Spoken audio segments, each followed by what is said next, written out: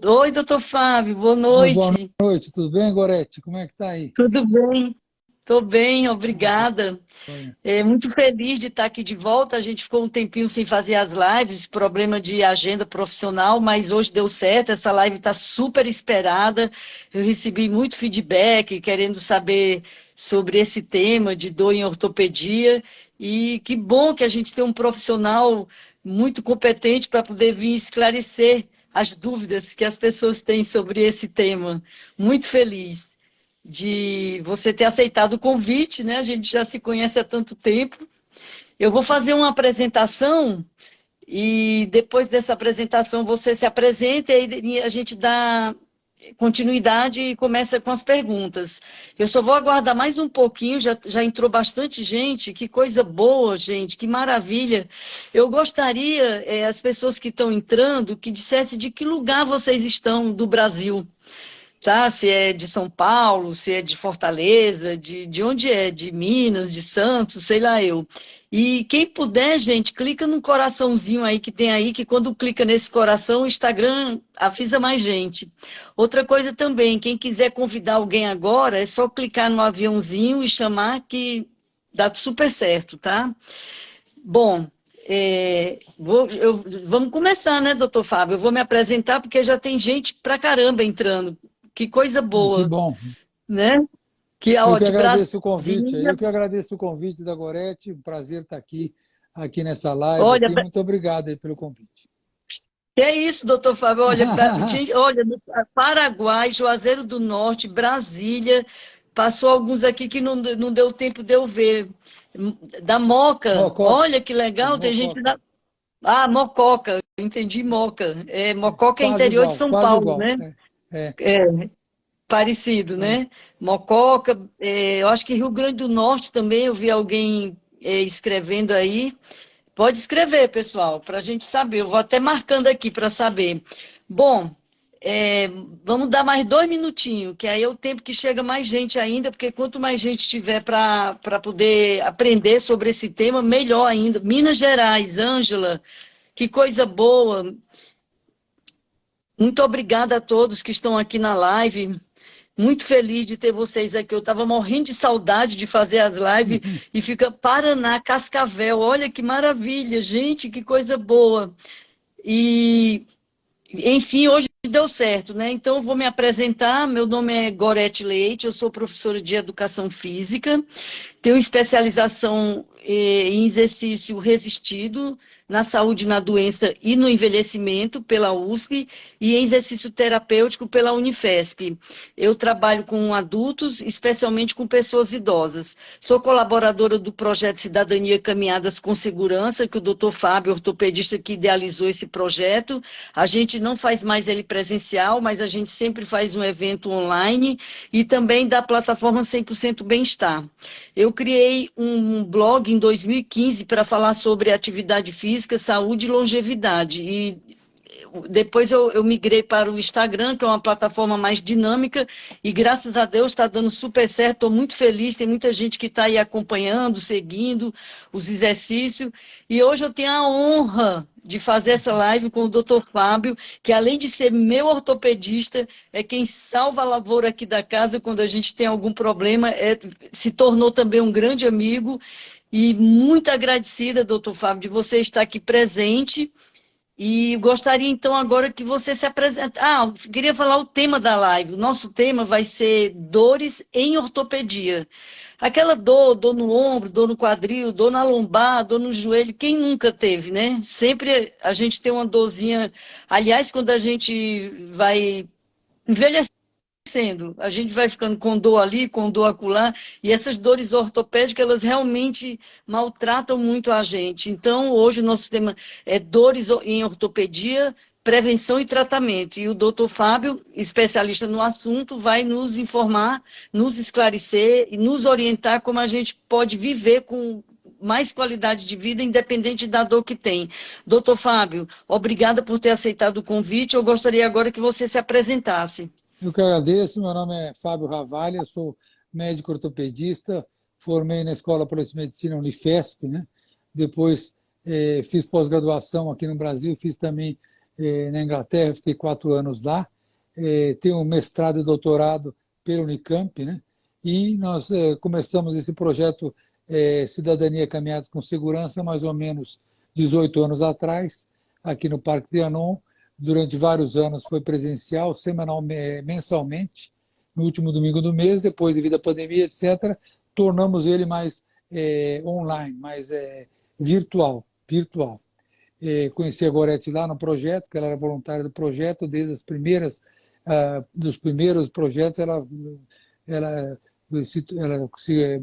foi voluntária nossa lá, sempre com muito sucesso, sempre com essa alegria que ela tem, e ensinando os exercícios e sempre batalhando para a atividade física, principalmente do pessoal da melhor idade que tinha lá no projeto Cidadania, era praticamente destinado ao pessoal da melhor idade. E hoje nós vamos falar de dor e ortopedia. Por coincidência, muitos anos atrás, um laboratório me convidou para escrever perguntas e respostas sobre dores e ortopedia e reumatologia. E esse livro, fui pesquisar agora, ele já está na terceira edição, e Olha. todos os reviews ótimos do livro. É um livro de perguntas e respostas, basicamente, o que nós vamos falar aqui. Só que hoje em dia é muito mais atualizado, porque a coisa mudou e atualizou, felizmente, né? Felizmente está atualizando muito, né? E esse tema tem tudo a ver com uma profissional de educação física, né? Porque um dos tratamentos para dor, remédio, medicação, cirurgia, é parte do tratamento. Existe todo um outro lado do tratamento, que a atividade física é muito importante para o tratamento em todos os sentidos. Por isso tem tudo a ver uma profissional de educação física junto com o ortopedista falar sobre esse tema. Que maravilha.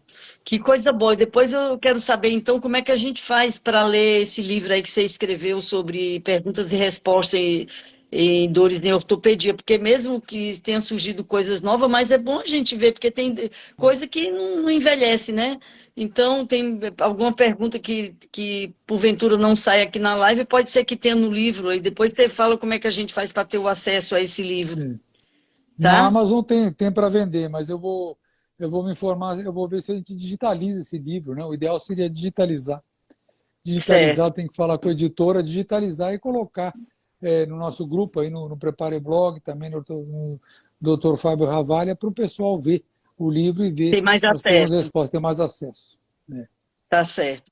Bom, então nós vamos começar nossas perguntas. Ontem eu abri uma caixinha de perguntas nos stories e teve várias perguntas, mas eu vou começar aqui com as perguntas aqui que já estavam mais ou menos elaboradas e depois, se der tempo, a gente responde as demais perguntas. Doutor Fábio, primeira pergunta que eu queria saber, quais as dores mais comuns em ortopedia?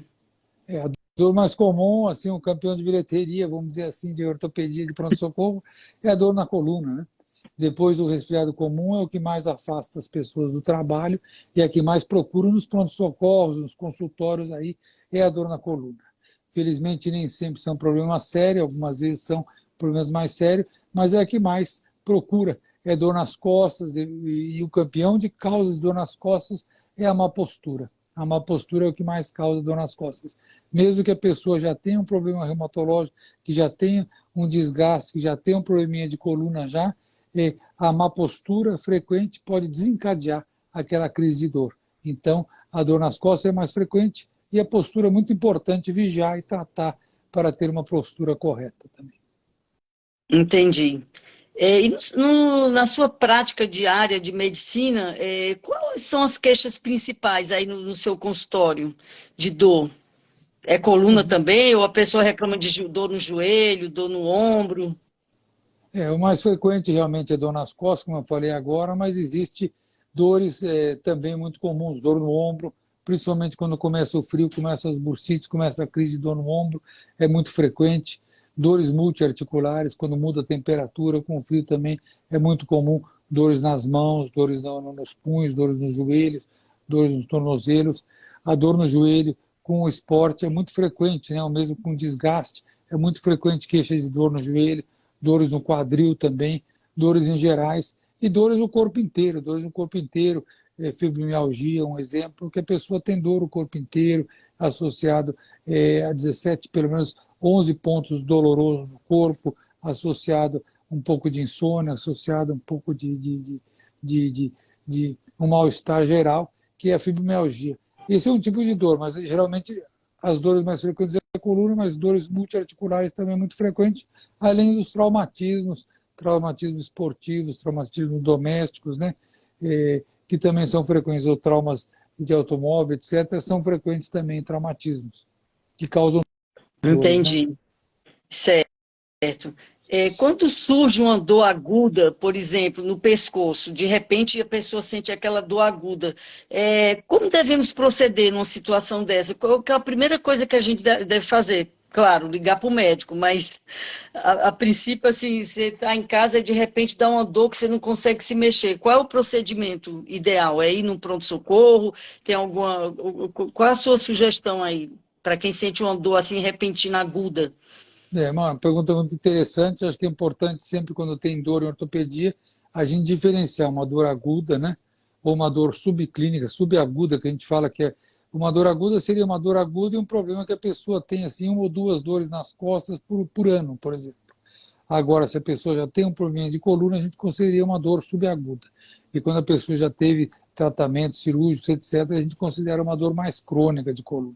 Na dor aguda, uma dor que a pessoa nunca teve, ou de vez em quando teve, ou fez uma prova, um vestibular, ou então estudou, ou começou a ler livro, ou fez alguma coisa em casa, né, cozinhou, que dá uma dor no pescoço.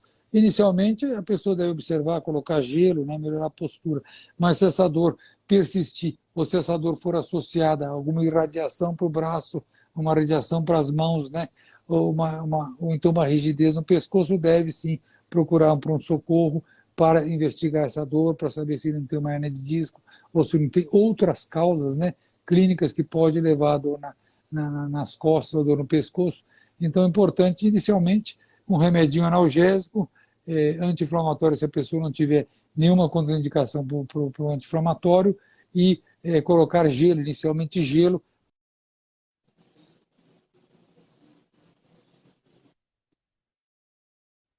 Persistência ou uma dor associada a outras coisas, ir no pronto-socorro, consultar ou ligar para o seu médico, fazer uma consulta no seu médico, mas ir a um pronto-socorro para investigar, para saber se não é uma coisa mais grave. Certo. Boa noite a todos. Eu estou vendo que está entrando bastante gente aí. Clica no coraçãozinho, gente, que é bom para a nossa live. Doutor Fábio, eu gostaria de saber quais as medidas intervencionistas para a dor. Quais intervenções que o ortopedista faz para poder aliviar essa dor? É uma coisa que hoje em dia é muito frequente. O tratamento de dor, inicialmente, é medicação, né, fisioterapia, às vezes imobilização, acupuntura também é importante. No caso de persistência, no caso de algumas dores localizadas, por exemplo, uma hernia de disco, ou então algum problema no joelho, existe hoje em dia um tratamento que é intervencionista para a dor, que seria uma infiltração específica guiada por ultrassom, que a gente vai especificamente no lugar onde tem o problema da pessoa. Antigamente a gente fazia infiltração meias cegas, hoje em dia com ultrassom vai localizadamente naquele tendão, ou dentro do joelho, ou naquela parte da coluna específica onde deve ser injetado o remédio, e é feita uma aplicação, né, uma infiltração por medicamento, que pode ser corticoide, pode ser ácido hialurônico, outros remédios pode ser também para aliviar a dor ou para estimular o organismo a criar uma inflamação local para combater aquela dor, para desinflamar aquele problema.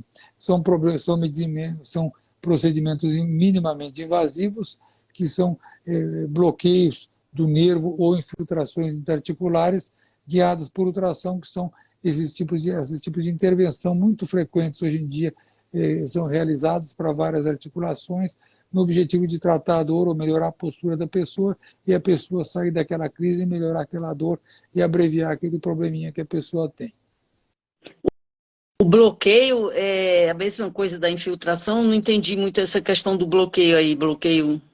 Não, a infiltração seria a injeção dentro da articulação ou em algum ponto doloroso, a pessoa tem algum ponto de gatilho, um ponto onde causa dor. Sim. O bloqueio seria o bloqueio Sim. do nervo, né? Onde tem um nervo sensitivo, ou um nervo que dá sensibilidade para aquela articulação, seria infiltrar anestésico, infiltrar corticoide, ou mesmo tirar a sensibilidade daquele nervo por um negócio que chama radiofrequência, seria o bloqueio daquele nervo. Seria anestesiar aquele nervo ou tirar um pouco a sensibilidade daquele nervo para melhorar a dor. São dois procedimentos diferentes. Nesse caso, o ortopedista que vai, dependendo do caso, vai decidir se faz um bloqueio ou se faz uma infiltração. É isso? Assim, depende do problema que a pessoa tenha, né? Depende do problema que a pessoa tem. Se a pessoa tem uma artrose, né, inicial e tem uma dor, uma infiltração vai ajudar essa pessoa. Uma infiltração com ácido hialurônico vai dar uma lubrificada, vai dar uma rejuvenescida naquele joelho. No caso da pessoa tem uma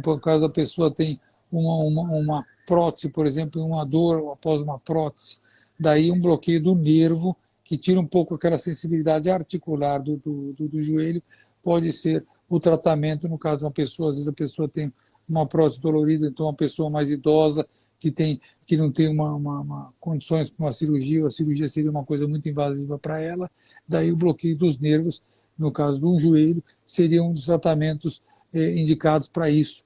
No ombro existe uma patologia que seria o ombro congelado, que seria a capsulite adesiva, que o ombro ele perde, uma patologia que o ombro, devido a um traumatismo, ele começa a ficar rígido, depois ele volta totalmente ao normal, pode demorar um pouquinho, pode demorar até um ano e meio, e o bloqueio desse nervo ajuda a abreviar, a voltar a mexer esse ombro mais rapidamente. É feito um bloqueio do nervinho que tem aqui atrás do ombro, né?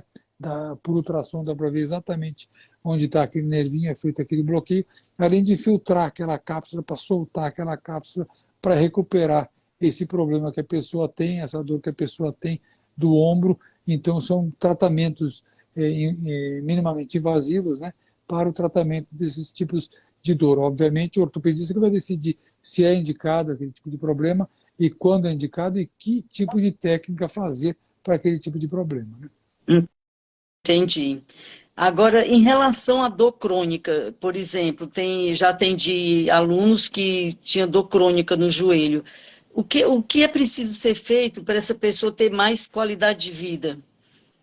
O primeiro é avaliar qual é o problema da pessoa. Se é uma artrose, o que é o problema da pessoa. Se tem uma indicação de fazer uma prótese, trocar articulação, geralmente melhora bastante a dor, ou se tem indicação de fazer esses bloqueios, essas infiltrações. Mas, na verdade, quando a pessoa tem uma dor crônica, que já fez bastante tratamentos também, o ideal também, além do tratamento ortopédico, cirúrgico, medicamentoso, infiltrações, também fazer outras terapias, né? Como, por exemplo, acupuntura, fisioterapia, além de fazer também atividade física. O fortalecimento daquela musculatura vai sustentar aquele joelho e vai melhorar as dores também. E a atividade física regular, ela vai também primeiramente melhorar a parte de endorfinas, através de endorfinas, encefalinas, a pessoa vai se sentir melhor, e depois, mais tarde, com o músculo mais forte, vai sustentar aquele joelho e vai ter menos dor naquele joelho ou na coluna, por exemplo.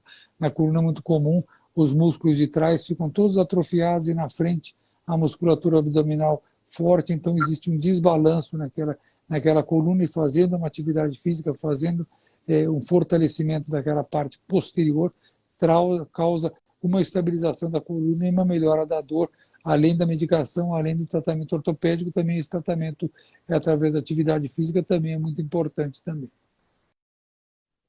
Era justamente a próxima pergunta que eu ia fazer, se uma pessoa com artrose no joelho e faz fisioterapia, se ela pode também fazer atividade física junto, e é um trabalho multidisciplinar, né? Cada um fazendo a sua parte, né? O fisioterapeuta tratando e o professor treinando a pessoa para que ela fortaleça mais aquela musculatura, né? Porque geralmente, por exemplo, essa aluna que eu atendi, ela fazia fisioterapia e fazia atividade física comigo. Então, tinha toda uma orientação do fisioterapeuta com os exercícios que ela podia fazer para poder não fazer nada que prejudicasse. Então, era um trabalho bem multidisciplinar, que a gente conversava, eu e o fisioterapeuta, para ela seguir tendo sucesso nesse tratamento dela.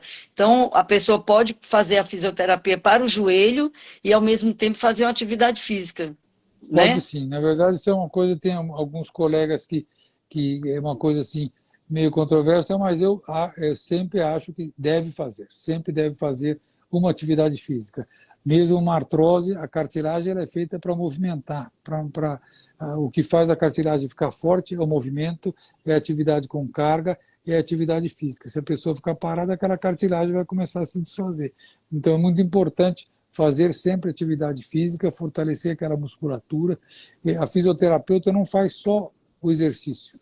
É uma parte da fisioterapia, que é a cinesioterapia. Ela faz também terapias para melhorar a dor, né? Para tirar a dor. Então seria um complemento. A fisioterapeuta faz aquelas placas, faz aquele laser, faz aqueles tratamentos para tirar a dor, e o professor de educação física faz aquele condicionamento geral do paciente e também o fortalecimento muscular, para que tudo isso aí conjuntamente, em várias disciplinas, multidisciplinarmente, vá tratar a abordagem desse paciente para que ele tenha uma melhora, ou pelo menos uma qualidade de vida melhor com o problema que ele tem. Certo, até porque o fisioterapeuta ele tem esses aparelhos todos, ultrassom, que para poder tratar essa parte da dor, e também o problema da pessoa é no joelho, tem o resto do corpo, ela pode também fortalecer a parte de braço, de abdômen, né, para poder continuar com o condicionamento físico. Que tipo de prevenção podemos fazer para evitar um quadro de dor? Tipo assim, atividade física, né, uma delas, né?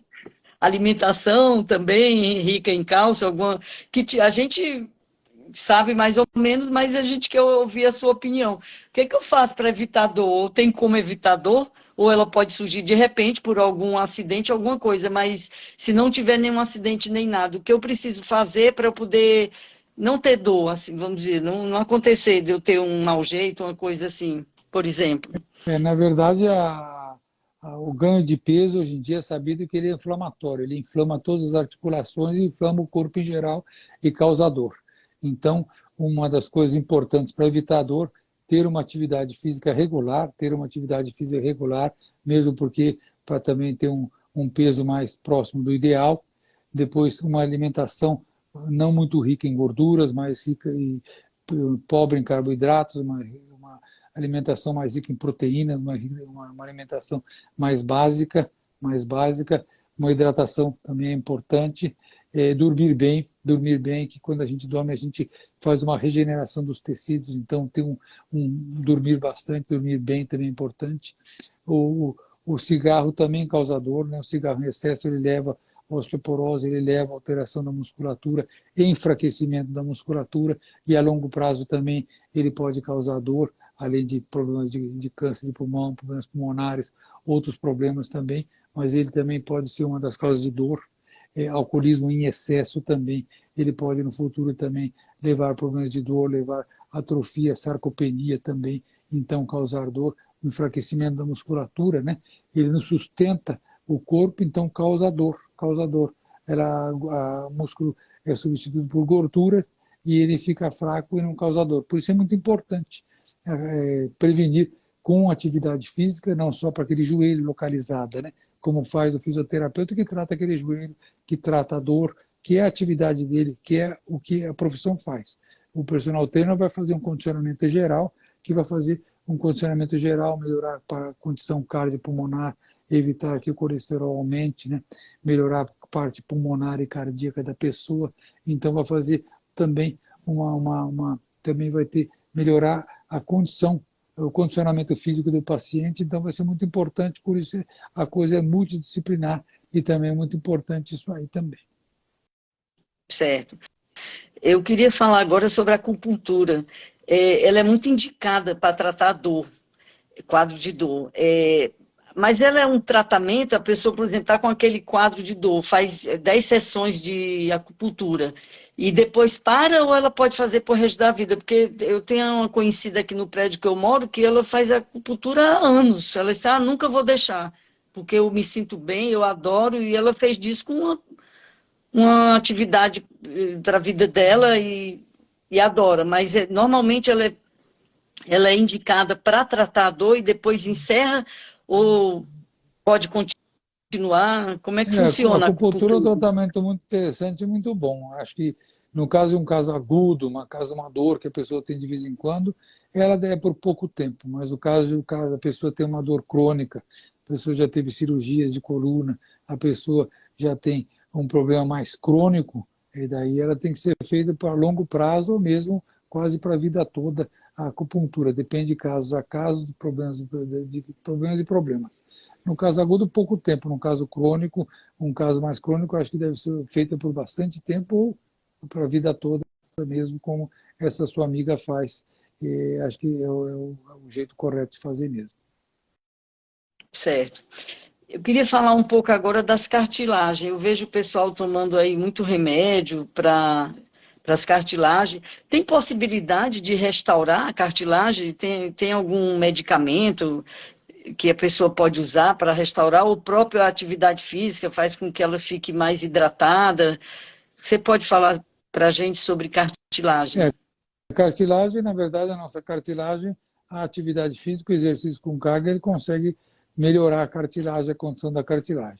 Existem vários tipos de medicação hoje em dia para cartilagem, desde fitoterápicos de soja, né, caroço de abacate, lanolina, depois condroitina, glicosamina, outras substâncias, né, os colágenos.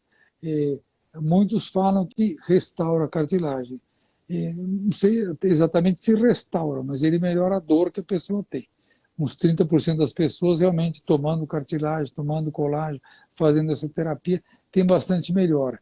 Então ele melhora as dores, ele desinflama aquela articulação, aquela cartilagem das pessoas. Chegar a restaurar numa ressonância, comprovadamente com uma ressonância, não existe uma comprovação totalmente científica sobre isso aí, mas que eles melhoram a dor, que melhora a condição do paciente, por isso que é tão utilizado hoje em dia, né? Por isso que é tão utilizado hoje em dia. Sei. No caso de uma pessoa ter uma imobilização muito longa, e depois ele começa, aquela cartilagem, ela fica fraca, daí a pessoa começa a movimentar, realmente essa cartilagem volta a melhorar, volta a uma condição melhor, praticamente igual a que tinha antes. Então, a atividade física com carga, foi o que eu falei, o movimento, os joelhos, né, as articulações, as juntas precisam de movimento.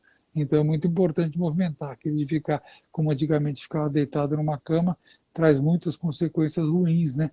Não só para aquela articulação, mas para o corpo inteiro, uma atrofia muscular, o aumento de peso e piora das condições clínicas do paciente. Então acho que tem que tratar o paciente como um todo, é muito importante nesse caso a pessoa movimentar-se mesmo para tratar o indivíduo como um todo. Até porque do joelho, né? Vou dar o exemplo do joelho, que é o que o pessoal mais se queixa na atividade física. Se está muito ressecada essa cartilagem, o osso ele vai roçando no osso, um osso no outro e causa aquela força que chama de cisalhamento, né? Que vai raspando. Então, se você vai movimentando, essa cartilagem vai ficando mais hidratada e você vai melhorando. A princípio parece difícil, mas depois com o tempo, se for bem orientada essa paciente, essa aluna, ela melhora bastante, né, doutor Fábio, com o exercício, com o movimento, né? Sim, é muito importante o movimento realmente para melhorar essa condição articular, para diminuir um pouco o edema dessa articulação, para movimentar, para estimular aquela membrana que produz o líquido da cartilagem, para dar uma melhoria no líquido da cartilagem. É muito importante a hipertrofia muscular para sustentar aquela articulação, também é muito importante. Por isso a atividade física é fundamental. Se a pessoa não tem um outro tipo de problema, aí no caso ela tem que ir no ortopedista para ver exatamente o que ela tem, para saber o que ela realmente pode ou não fazer, né, em termos de atividade física. Bom, agora eu vou fazer algumas perguntas que fizeram aqui na caixinha, tá? Dos stories, tá? Quero agradecer quem fez essas perguntas aqui, que estão interessadas em saber sobre o tema. Quero agradecer também todo mundo que está aqui presente, participando da live. Muito obrigada. Clica no coraçãozinho aí, que está indo muito bem. Bom, primeira pergunta aqui da caixinha. Depois de caminhar, sinto dor nos joelhos. Se eu fizer um alongamento, ajuda a diminuir essa dor? Geralmente ela tem uma dor no joelho, precisaria saber exatamente o que ela tem, se ela tem um desgaste, se ela tem uma artrose, se ela tem uma inflamação do tendão, se ela tem algum problema do menisco. Geralmente o ideal é começar a atividade. O alongamento é uma coisa meio controversa, se vale a pena fazer antes, se vale a pena fazer depois. Hoje em dia o pessoal faz mais depois, né? Agora que é da área deve saber, né? Pode falar melhor sobre isso. Mas eu acho que fazer É, atividade, né? Se tiver dor, tem que investigar para saber o que é, se tem alguma contraindicação ou não. entendi. E quanto ao Se a alongamento, é melhor depois, né, Gorete? O alongamento, como é que é? Sim, é melhor depois. Geralmente a gente antes faz um aquecimento e o alongamento deixa para depois. Existe até correntes que nem fazem alongamento. Por exemplo, algum pessoal que pratica algum tipo de exercício com peso já começa fazendo a primeira série, como fosse aquela série de aquecimento, e depois da segunda em diante é que vai aumentando a carga para poder adquirir mais estímulo para o músculo, né? Então, geralmente o alongamento faz depois. Outra pergunta da caixinha. Aquela dor que começa no braço, sobe para o ombro e depois vai para o pescoço, o que pode ser isso? Existe problemas do pescoço, hérnia de disco, né? Problemas do pescoço, ela pode irradiar para o ombro, pode irradiar para a mão, para o cotovelo, o braço ou até a mão. Um problema de cotovelo, então uma tendinite, ela pode subir também. Um problema de ombro, né? Um problema de ombro, uma bursite, ou então uma lesão do manguito rotador, ou então essa capsulite que eu falei, ela pode subir aqui, porque todo o músculo aqui do ombro é o músculo que gruda no ombro. Esse músculo aqui de cima e os atrás aqui do omoplata, né, da pá, como o pessoal fala, ela gruda toda aqui no ombro. Então todo esse músculo aqui, ele gruda no pescoço também. Então pode dar dor para cima também. Então precisa ser investigado. Uma epicondilite, uma inflamação do cotovelo, aquele cotovelo que o tenista tem dor, ela pode subir. Ela pode subir, como pode ir para o punho, para o antebraço também. Então, são irradiações, né? Acompanhando os nervos que tem no braço. Então, é muito importante investigar. Se é do pescoço, se é uma hernia de disco do pescoço que causou essa dor até o braço, e causou formigamento, causou outras alterações, ou se é uma tendinite, ou alguma patologia, uma artrose, alguma coisa, uma epicondilite, que está irradiando, que está subindo a dor. Então, no caso, tem que investigar mesmo, examinar, ver como é que é a função articular, se tem alguma rigidez, se está mexendo, saber exatamente para saber qual é fazer exames subsidiários, né, ressonância, raio-x, ultrassom, para saber exatamente qual é o problema da pessoa. E ver se isso é constante, né? Porque às vezes é uma dorzinha que dá naquele dia e depois passa. Um dia desse eu fui torcer um pano e senti uma dor no cotovelo horrível. Aí fiquei assim o dia todo com aquele cotovelo doendo. Aí no dia seguinte passou, nunca mais apareceu. Aí agora na hora de torcer eu tenho um jeito que não provoca mais essa dor. Você vê só esse movimento de rotação que eu fiz assim com um punho, vim sentir dor no cotovelo. E agora eu torço de uma forma diferente para não passar mais por isso. Às vezes depende do movimento que você está fazendo, que você tem que se conhecer para se adaptar e fazer coisas, as tarefas domésticas, de uma maneira tal que você não sinta dor, né? Porque às vezes assim, você vai, mas você pratica atividade física, não devia sentir dor, porque está acostumado com exercício, mas é diferente fazer atividade física e fazer uma tarefa doméstica. É totalmente diferente, porque a gente não está, às vezes, tão acostumado a fazer determinada coisa e quando vai fazer, pode acontecer de sentir algum desconforto. Não é, doutor É Fábio? Porque não verdade. está habituado àquele. Isso daí que você falou é muito importante, né? E, na verdade, quando você torceu, você mexe todos os músculos aqui no cotovelo em cima, eles levantam o braço. Todos os músculos de baixo do cotovelo para baixo, ele abaixa o braço. Então, quando você torceu, você forçou a inserção dos músculos aqui no cotovelo e deu essa inflamação. Mas o que eu falo que é muito importante é a pessoa saber como evitar a sua dor, para você conviver com a dor que você tem. Uma das coisas mais importantes é isso aí. Se a pessoa tem uma enxaqueca e vê que tem um perfume que ela sabe que dá dor de cabeça, ela tenta evitar aquele perfume.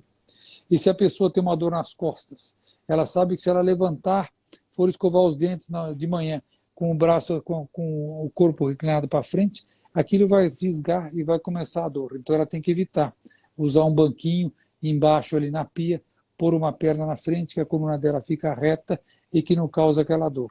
A mesma coisa. Naturalmente, a Gorete descobriu uma maneira de torcer o pano que não dói, né? Em vez de torcer forte, assim, torce mais de lado, usa outro grupo muscular, usa outro tipo de técnica que evita a dor. Então, isso é muito importante. Se o tema da live seria como evitar os problemas de dores ortopédicos, essa é uma das grandes maneiras de evitar. Você se conhecer, só a pessoa que vai saber como fazer. Eu, por exemplo, eu sei que se eu inclinar para frente, me dói as costas. Então, eu tento evitar, de qualquer jeito, de evitar. Quando eu dirijo, por exemplo, eu tento sentar bem sentado, assim, parece aquelas aquele pessoal que não sabe dirigir, mas tudo bem, faz parte, né? Então, mas daí fica certinho assim, e daí fica certinho, Ai, daí não meu tem dor nas Deus. costas. Então, assim você convive sem ter dor. Essa é uma das grandes maneiras, mesmo É, que a pessoa tenha dor crônica, aguda, essa é uma das maneiras para evitar a dor, é essa aí, usar uma técnica, né? Assim como o jogador de sim, futebol usa técnicas também para não ter lesão, né? Para não se machucar, ou para não machucar o joelho, ele pula, né? Para não ter bola dividida. Tem técnicas também que a pessoa vai descobrindo no dia a dia para evitar as dores, além da atividade física, fortalecimento, como falamos assim, dormir bem, ter uma dieta adequada, né? Uma dieta adequada também são muito importantes também.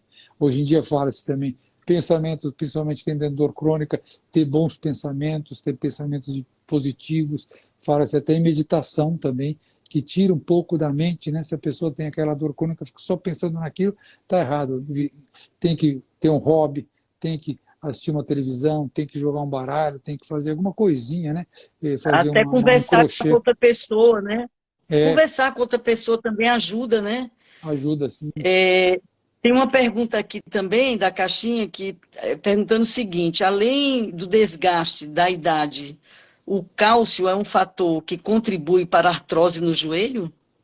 Não, não, na verdade, o cálcio, na verdade, é a osteoporose. A osteoporose seria mais nos ossos longos, né? Não nas juntas, né? A falta de cálcio, aquela perda de cálcio que tem, né? Que leva ao osso fraco, osso com porosidade, é mais a osteoporose. A osteoporose afeta mais os ossos longos, o colo de fêmur, né? Seria o colo do úmero, aqui na parte do úmero, ou mesmo nas vértebras. Na cartilagem seria, na junta seria mais a cartilagem, daí não seria mais ligado ao cálcio, seria um Cálcio. desgaste da cartilagem, seria uma artrose. E a diferença da osteoporose é a artrose, que muita gente sempre pergunta essa questão. A osteoporose seria mais na vértebra e nos ossos longos, seria mais no meio dos ossos, né? E a artrose seria mais nas juntas e nas articulações, que dá o desgaste das juntas, das articulações, que dá o que é chamado artrose. Hoje em dia se chama de artrite degenerativa, porque antigamente chamava de artrite quando era doença inflamatória e artrose quando era doença degenerativa. Hoje em dia sabe-se que não existe doença unicamente degenerativa. Mesmo a artrose existe uma grande inflamação. Então, por isso é chamado artrite degenerativa, que seria uma artrite degenerativa, que seria uma degeneração por desgaste, mas existe uma inflamação também comum, por isso que é importante movimentar para ver se melhora essa inflamação, como a gente falou antes.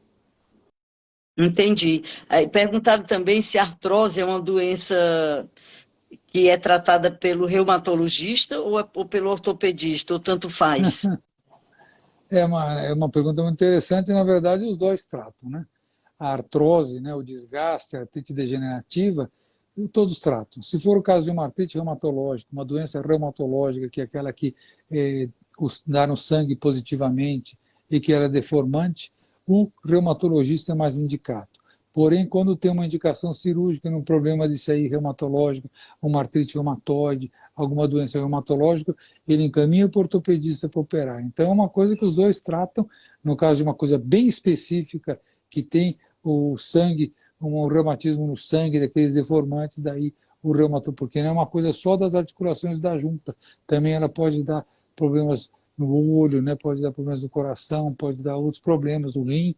Então, daí o reumatologista, que é um clínico também, o reumatologista geralmente é um clínico geral e reumatologista, ele que trata desses problemas. Entendi. Perguntaram também se tendões inflamados precisa ser operado. Os tendões inflamados, a princípio, não.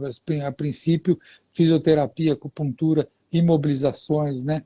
Hoje em dia existe aquela terapia por onda de choque, que são pequenos choques, aparelhos que fazem um choquezinho assim para estimular um sangramentozinho, estimular uma inflamação, estimular uma inflamação para regenerar aquele tecido, né? Alongamento, fazer alongamentos, né? Ou com personal trainer, ou com o fisioterapeuta, fazer alongamentos, reforço muscular.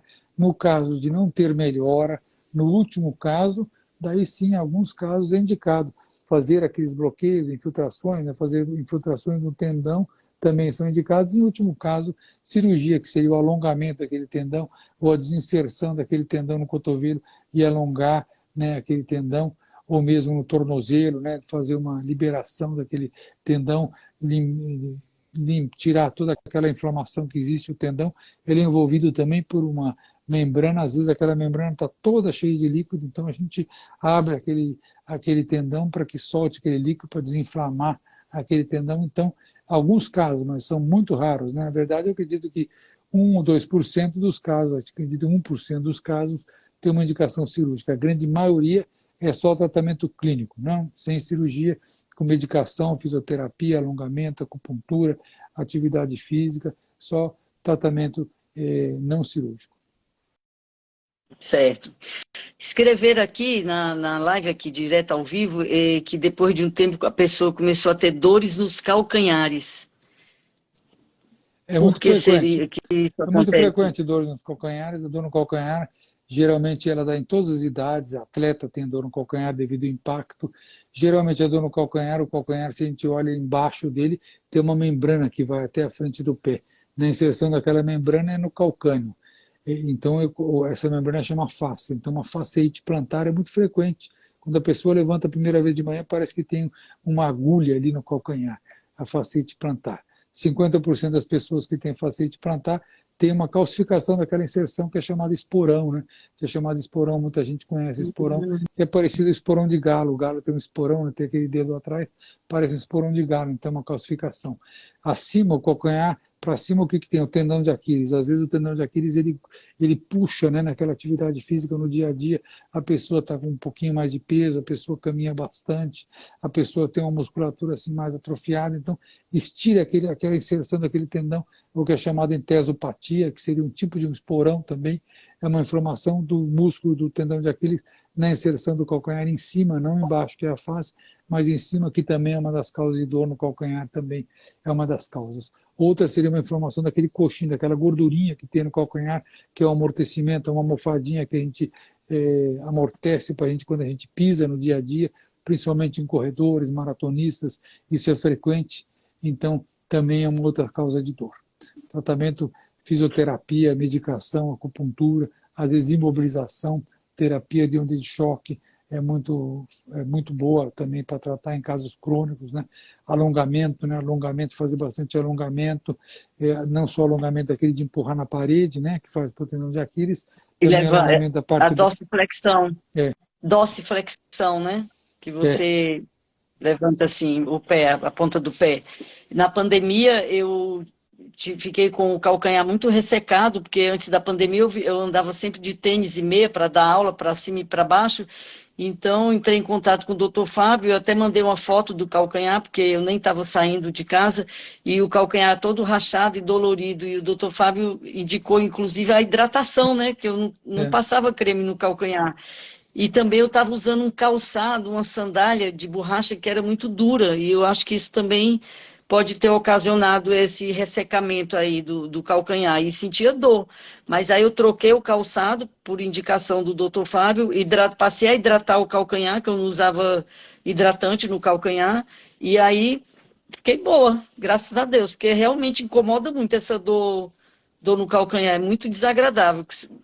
O meu era só uma questão de ressecamento, acho que por causa dessa troca de calçado também.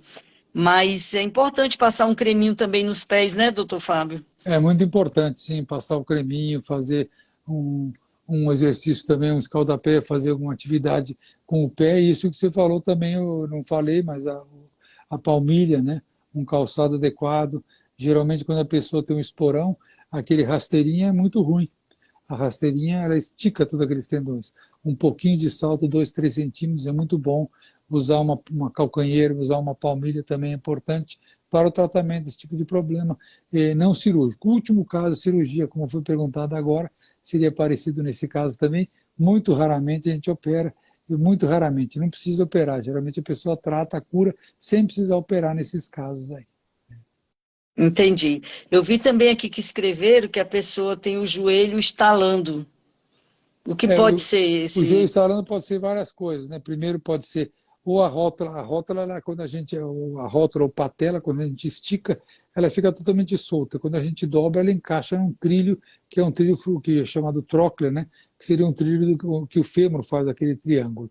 Então, às vezes, ela estala para entrar naquele trilho. Às vezes, a rótula é muito de lado, a pessoa é muito flexível, né? A pessoa tem... a junta da pessoa articula muito, então a rótula sai um pouquinho para o lado e encaixa para dentro. E existem outros problemas, como condromalácia, né, que é o amolecimento da cartilagem embaixo da rótula, que daí é aquela rótula que faz uma crepitação, faz rec, seria uma crepitação. É uma crepitação. E os estalares normais, as pessoas que têm uma hipermobilidade, que têm uma hiperarticulação, aquelas que parecem de circo, assim, que o cotovelo estica todinho, assim, que a pessoa é mais... eu coloco o polegar aqui, encosta aqui no punho, né, para dentro, assim, no punho.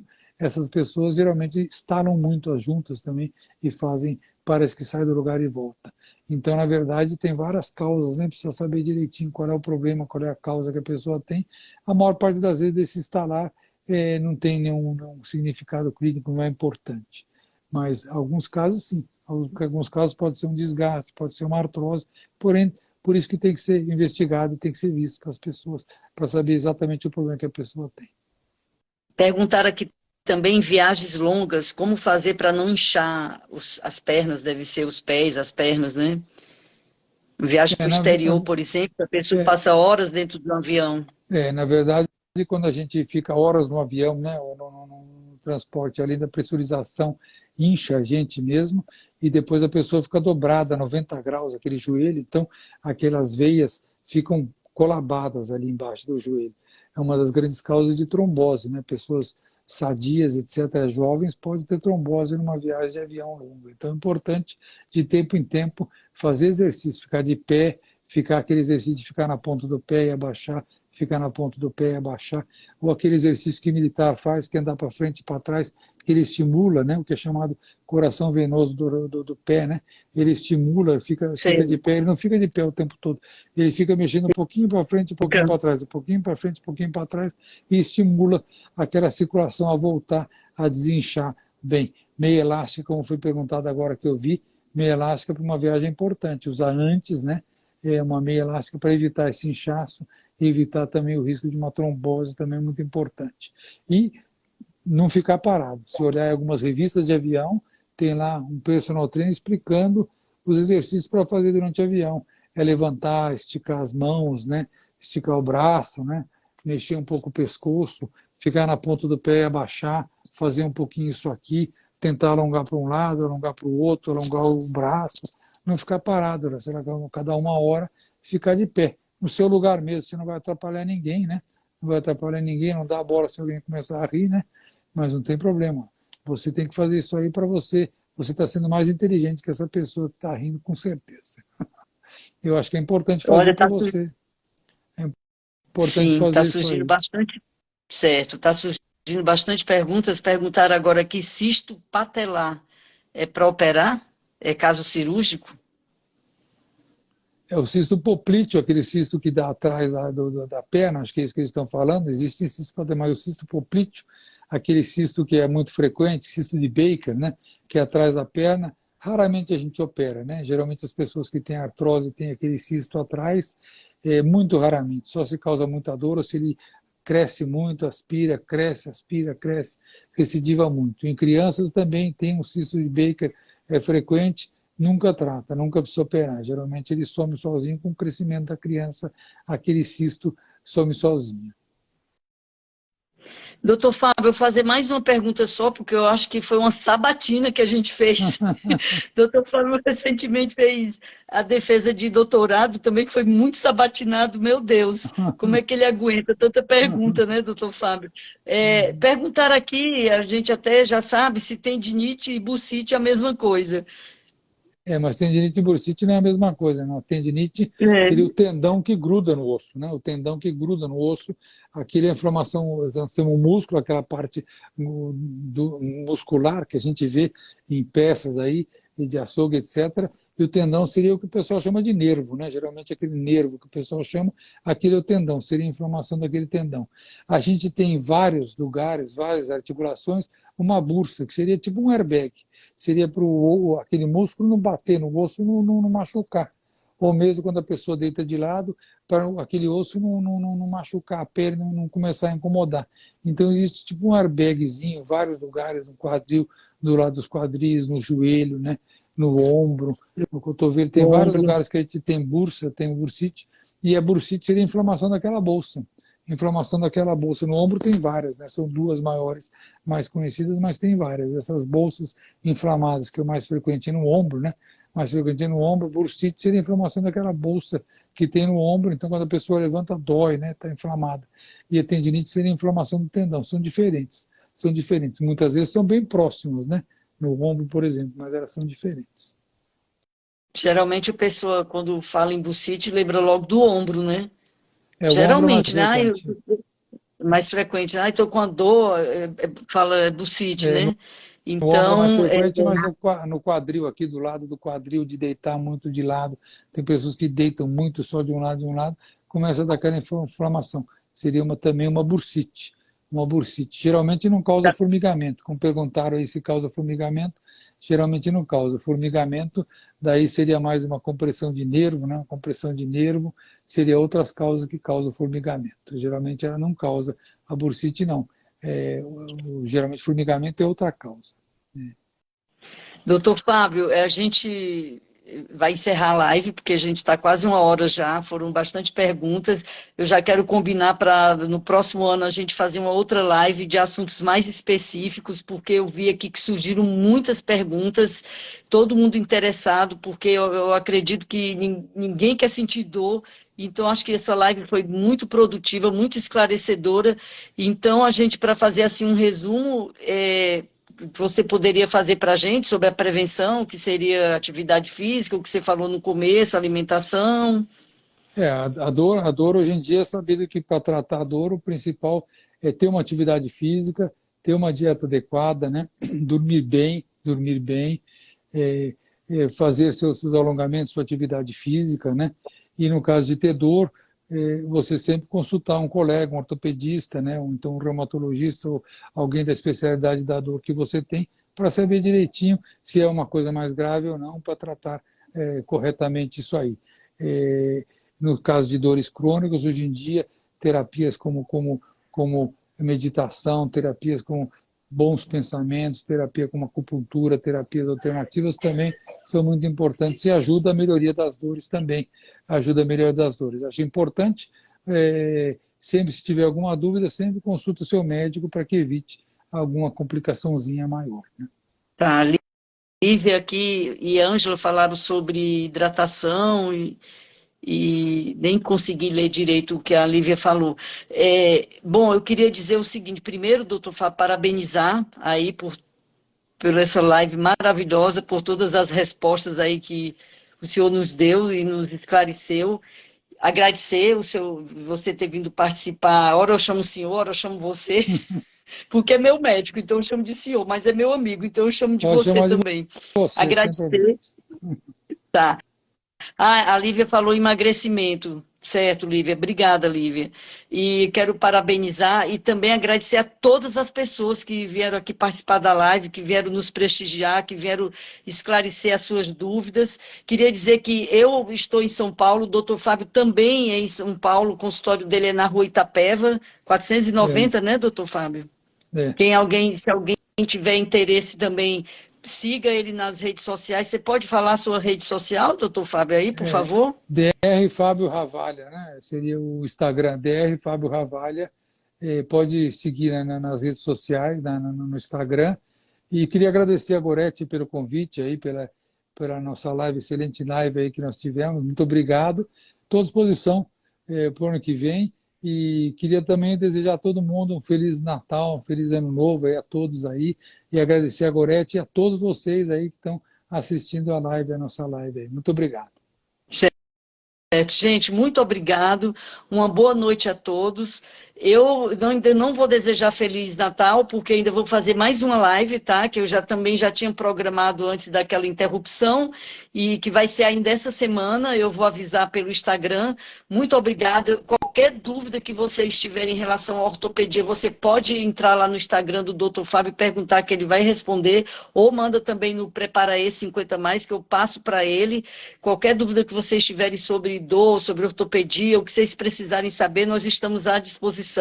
Obrigada, Emília. Emília entrou aqui também.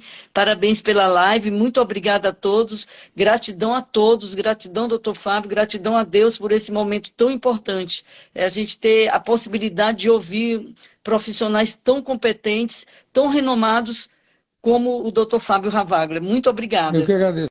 Muito obrigado. E a Gorete também. Ter a Gorete aí presente também. Então, um profissional tão qualificado como a Gorete. Um abração aí, Gorete. Muito obrigada. Boa noite aí. Obrigada. Boa noite. Eu vou encerrar aqui a live. Gente, boa noite para todos. Obrigada.